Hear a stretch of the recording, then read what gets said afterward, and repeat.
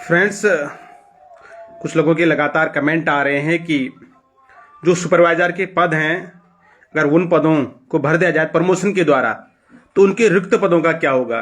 वैसे जानकारी जायज़ है क्योंकि लोगों को लग रहा है यार कि अगर वो पद रिक्त होंगे तो वहां हम लोग फॉर्म भरेंगे। वैसे साथियों, इसका सामान्य रूल ये होता है कि जो सहायिका होगी उसका प्रमोशन हो जाएगा उस पर, मुख्य कार्यकर्ती पर, और सहायिका का पद रिक्त हो जाएगा। ये इसका उसे मूल रूप है। जैसे सभी जगह क्योंकि लगभग कितने 83 या 86 कुछ ऐसे पद आए सुपरवाइजर, तो इतने पद जो है आंगनबाड़ी कार्यकर्ता के रिक्त होंगे तो उन्हें जो है प्रमोशन के द्वारा सहायिका से भरा जाएगा। अगर ये रूल आप लागू करते हैं, अगर नहीं लागू करेंगे तो फिर क्या होगा कि उन पदों पर सीधे विज्ञप्ति जारी होगी।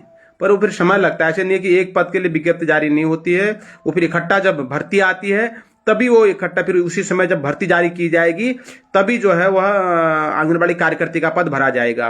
वैसे सामान्यतः होता यह है कि सहायिका का प्रमोशन मुख्य सेविका के रूप में होगा और जो सहायिका होगी उसका पद रिक्त मान होगा, उस पर भविष्य में फिर विज्ञप्ति जारी होगी। इस विषय में बहुत से लोग जानकारी प्राप्त कर रहे हैं। वो सोच रहे हैं कि जैसे जो लोग आंगनबाड़ी में हैं वो तो सुपरवाइजर बन जाएंगे, तो उस पद का क्या होगा करके। तो ऐसी स्थिति में वहां पर जो सहायिका होगी, रूल तो यही कहता है कि जो सहायिका होगी वह आंगनबाड़ी कार्यकर्ती बन जाएगी और सहायिका का पद जो है रिक्त हो जाएगा।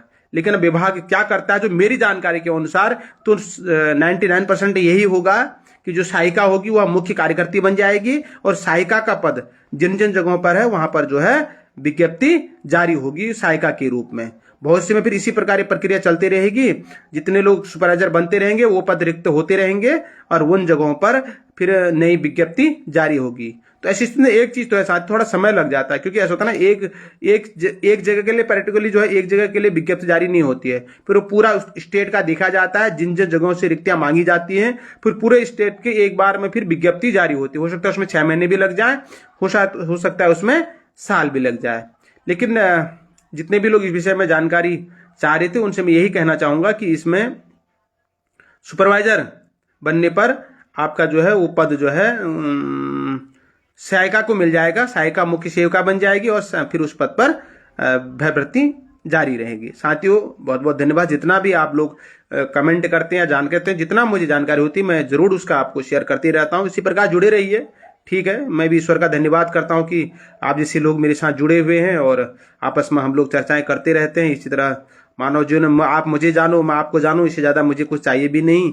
बस यही बहुत है मेरे लिए और मैं ईश्वर का धन्यवाद अदा करता हूँ कि लोग इस आशा के साथ कमेंट करते हैं यार, क्योंकि होता है ऐसा। इस लायक हो सकता है मैं भी, ईश्वर ने मुझे इस लायक बनाया हो कि मैं आप लोगों की मदद कर पा रहा हूँ। इसके लिए मैं ईश्वर का कोटि कोटि धन्यवाद अदा करता हूँ। जुड़े रहिए, जितना मेरे से हो पाएगा मैं हर संभव आपकी मदद करने को तैयार हूँ। बस आपस में भाईचारा प्रेम बना रहे हम लोगों के बीच। बहुत बहुत धन्यवाद सबका। बहुत से लोगों का कमेंट आया था कि सर जो सुपरवाइजर बन जाएंगे उसके बाद उन आंगनबाड़ी कार्यकर्तियों के पद रिक्त होंगे, उन पर विज्ञप्ति जारी होगी या क्या होगा करके ना। होता ही है क्योंकि बेरोजगारी बहुत है। ऐसी स्थिति में सब चाहते हैं यार रोजगार मिल जाए, क्योंकि वह गांव से ही भरे जाते हैं उसमें ना।